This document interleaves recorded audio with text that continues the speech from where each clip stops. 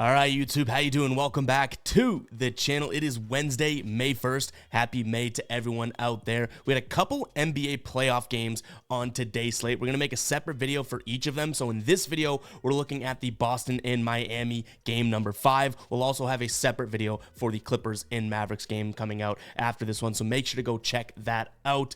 But yeah, two separate videos because there's two separate games. Figured we'd make each of them a little bit special. But it is a new month, so we are going to do a little bit of a recap. In terms of our plays yesterday, we go 2-2, which obviously isn't all that great. We were lucky to hit that Sixers and Knicks over because it went to overtime. But Deuce McBride was probably one of the better calls there. Jalen Brunson obviously got the demon in his eye again and was like, let's go score, let's go score. Didn't have a scoring night like 2 games ago, but didn't really get his rebounds and assists. And Brook Lopez, probably a bad look there, but we've cashed that enough in the season that I feel like it's okay to give a pass on that one. But because it's a new month, we're recapping, the regular season in the NBA we've done already, as well as the playoffs here. Usually we're doing the previous month, but figured it'd be a good time to check in on the playoffs. We're up 4.49 units in the playoffs there, over 59% correct. On the NBA season as a whole, I think, add those two together, it's just over 70 units, which still blows my mind. Regular season ended up being 66 or 68 units up. So yeah,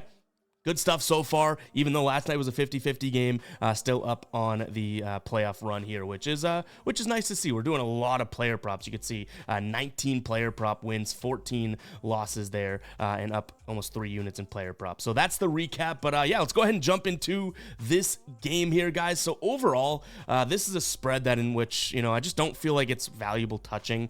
Even last game, I said the same thing. Celtics had the same, what were they, like 11-point favorites, and I was like, it just does not seem worth it to me, right? And I still kind of believe that, like, this is a spot in which 14 points is way too much to lay in a back against the wall situation for Miami. Now it's in Boston, and the Celtics could easily win this game by 20 again, right? Like, they could. They're that good, and this is a Miami squad that, just like I said, back against the wall, they could get feisty. We've seen a little give up come out of them too, so you don't really know what you're getting out of Miami. Now the Celtics don't have Porzingis for, a couple weeks or so, so 14 is something that I don't want to touch, but I also don't really trust it with Miami, so not really considering the spread in this one, but instead, I am going to take a peek at the over there, 200.5.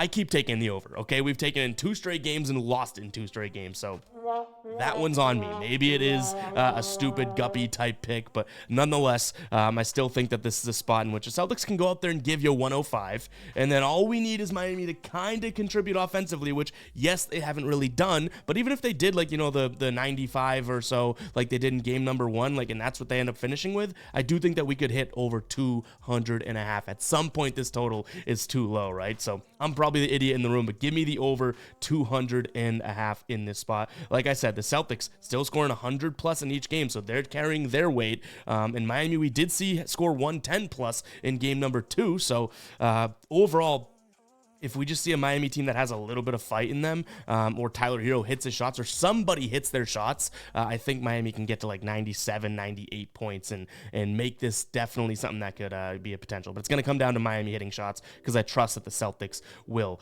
Before we do get into the player props, I did want to talk about the ride of the day. I wish we didn't have to.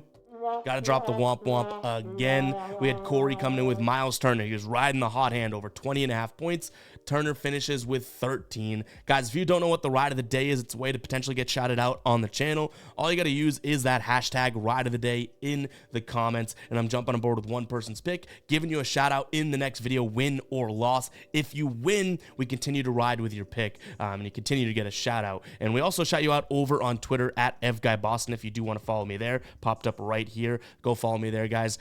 Tons of additional content over there as well. So yeah, use that hashtag ride of the day in the comments. Good try, Corey, but Miles Turner, a little bit of an off night last night. But like I said, let's jump into some player props here, and we're going to be jumping over to the Outlier screen, guys. If you have never heard of Outlier, or you like what you're seeing on the screen right now, I'll have a link in the pinned comment. You get 7 days free.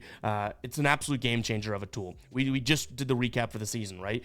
67 or 68 units up overall, and 36 of those or so were player props. You know what I mean? Like more than half of our units came from player props this year, and no duh, we have Outlier on our side, my favorite player prop research tool. So check out the link in the pinned comment.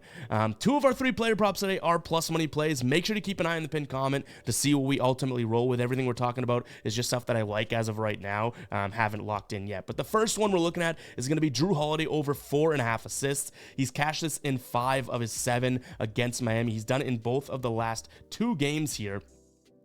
Last 2 games, 10 and 8 potential assists. I do like that for a plus money type of a play. The way that he gets assists too, it's not always creating shots for others. Like the Celtics will take a lot of catch and shoot threes, and both Drew Holiday and Peyton Pritchard, which spoiler alert, we're looking at him next, will benefit from those types of threes. Like Peyton Pritchard pretty much hit his assist line just by handing the ball off to Derek White yesterday. So I think that both Holiday and Pritchard can kind of benefit from that type of a thing. And again, plus 120 over on DraftKings when FanDuel's offering this for plus 108. Like, I think that there's a little bit of value there. He's hit it in 52% of games on the season, and during this run here, he's playing 35 plus minutes, right? Or we could say 33 just to be exact, and to err on the side of caution. When playing 33 plus minutes on the season, he's hit the 60% of the time, and against the Heat when he plays that many minutes too, still looking like a good hit rate. So give me Drew Holiday over 4.5 assists for plus 120. One thing I also considered was his rebounds